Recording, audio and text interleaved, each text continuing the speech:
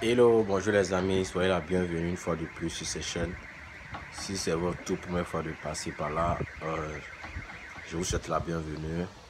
Et je tenais ici à remercier à toutes ces personnes qui s'abonnent à cette fabuleuse chaîne, qui like mes vidéos, qui sont là à chaque jour à me soutenir. Je tenais à vous remercier du plus profond de mon cœur. Nous allons parler ici de pourquoi les étudiants africains vivant en Russie échouent.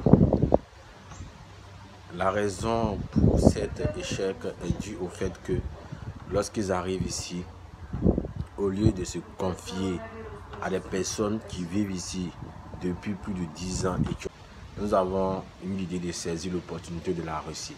Donc la plupart d'entre nous sommes venus ici dans le but, non pas pour étudier, mais pour se chercher, comme on le dit chez nous. Et lorsque nous arrivons ici, nous constatons que la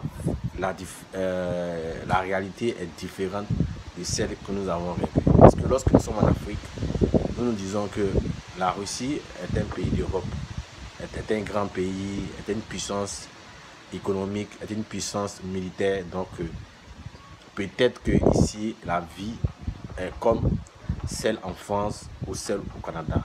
Mais arrivé ici, nous sommes confrontés ici à plusieurs difficultés, telles que la difficulté de la langue. Parce que quand vous arrivez en Russie, la langue parlée ici, c'est la langue russe.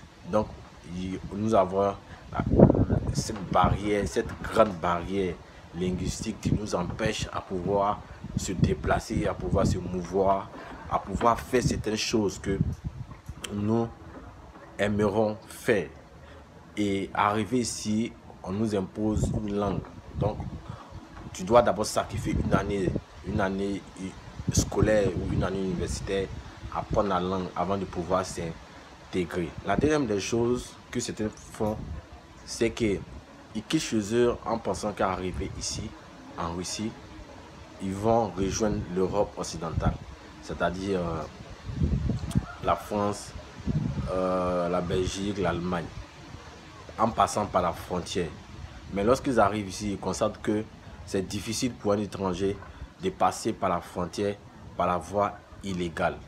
Bien sûr, si vraiment tu veux quitter ce pays, tu dois passer par la voie légale. Et certaines personnes se retrouvent coincées ici en Russie, à tourner en rond, à ne rien faire.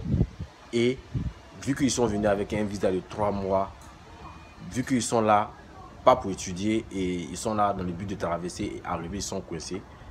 Ils décident alors de ne plus rentrer au pays parce que rentrer, c'est pas la solution. Donc, ils restent coincés dans ce pays et finalement, ils deviennent sans papier.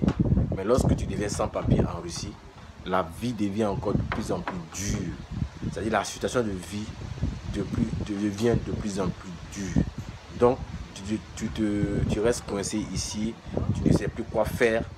Pour sortir du pays, il faut avoir ce qu'on appelle un visa de sortie, sinon ça sera vraiment difficile.